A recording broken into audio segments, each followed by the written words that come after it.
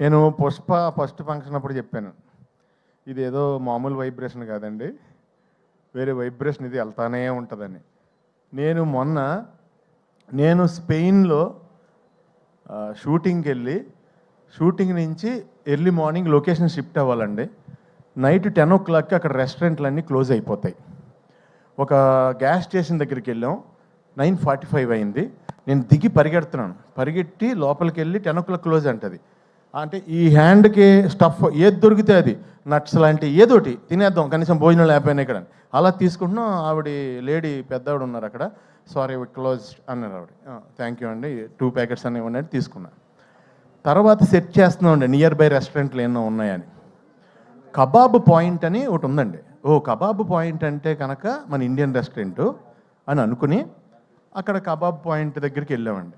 బయట కొంతమంది కట్టేసి కబాబ్ పాయింట్ క్లోజ్ చేసి midnight స్పెయిన్లో 2 o'clockకి బయట నుంచుని వాళ్ళు అక్కడ నుంచి సిగరెట్లు కాలుస్తున్నారంటే ఆ వాండర్ తాలూకు 2 brothers, లోపల ఒక బ్రదర్ ఉన్నాడు, పెద్ద బ్రదరు. మేము వెళ్ళాం, దిగాం. ఇలా వెనకాల డైరెక్షన్ డిపార్ట్మెంట్ ఒక వెహికల్, మాది ఒక వెహికల్. దిగ్గానే అతను ఇలా చూశాడు నన్ను. అది నేనేంటి, స్పెయిన్ ఏంటి, అర్ధరాత్రి 2:30కి ఇలా చూశాడు. చూసి లోపలికి వెళ్ళాడు, ఫోన్లో ఆన్ చేశాడు.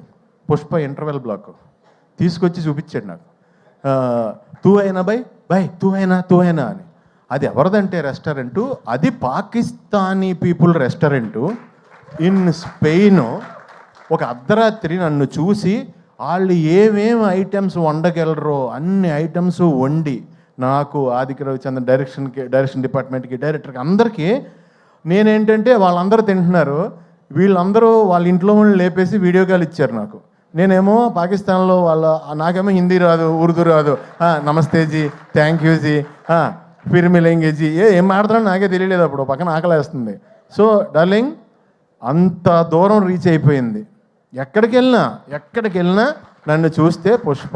ఈ మాట నేను ఎందుకు చెప్తున్నానంటే, నేను ఫస్ట్ హైదరాబాద్ వచ్చినప్పుడు విలన్గా చెయ్యాలని బాజీగర్లో, డర్లో షారుఖ్ ఖాన్ ఆ బ్లడ్ నోట్లో వేసుకున్న పోజులన్నీ పెట్టి దిల్సుఖ్నగర్ స్టూడియోలో ఫోటోలు దిగాను, కత్తెది పట్టుకుని. ఫోటోలు అంటే దిగిపోయాను, కానీ నేను ఎలా చేస్తానో అలా ఎవరికీ తెలియదు. సో అన్నీ చూపిస్తుంటే నేను మామూలుగా ఎంటర్టైనర్నే, అందు గురించి ఎవరోనే అవునా ఓకే తర్వాత కలువమ్మా అన్నారు. అలాంటిది నువ్వు అంత పెద్ద డైరెక్టర్ డార్లింగ్, ఈయన అంత పెద్ద స్టారు, అలా వైకుంఠపురం సినిమా తర్వాత ఈయన హీరోగా చేసే మూవీలో ఎంత ధైర్యం డార్లింగ్, ఒక కమెడియన్ విలన్గా తీసుకోవడం అంటే కష్టం అది. ఎందుకంటే ఓ పెర్సన్ ఇక్కడ ఒక జన్మ తీసుకున్నప్పుడు అతనికి బతికుండగా పునర్జన్మ ఇవ్వడం కష్టం. అది ఎవరి వల్ల అవ్వదు, దానికి చాలా గట్స్ కావాలి. దాన్ని అంత స్టార్ అయ్యుండి ఆయన సపోర్ట్ చేసి నమ్మి సీన్ చేస్తున్నప్పుడు ఫస్ట్ డే వచ్చానండి, నిజం చెప్తున్నా. మొత్తం ఆ స్లాంగ్, నేను నా స్లాంగ్ తప్ప ఇంక వేరే స్లాంగ్ ఎప్పుడు మాట్లాడలేదు లైఫ్లో. అసలు వచ్చి మాట్లాడుతుంటే నేను పంబులైపోయి కంగారు పడిపోయాను. ఎంతో సపోర్ట్ చేసి బన్నీ గారు అన్నారు, లేదండి అని మనం ఇలా సాగదీస్తాం ఇక్కడ లాస్ట్లో. ఇక్కడ అలా కాదండి, ఫస్ట్ సాగదీసి లాస్ట్లో కట్ చేస్తాం. ఇది అంటే చాలా సింపుల్గా నాకు ఒక సూత్రం చెప్పి, నేను ఇంకా మీరు డైలాగ్ పట్టించుకోవద్దండి మీరు చేయండి అంటే, నా ఫస్ట్ టైము, నా ఏజ్ కంటే పెద్ద క్యారెక్టర్, నేను ఎప్పుడు అలాంటివి చేయలేదు.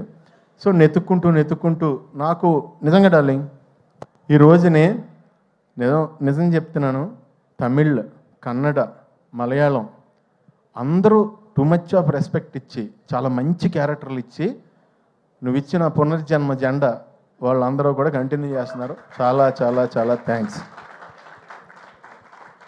ఒక్క మాటలో అంటే మీకు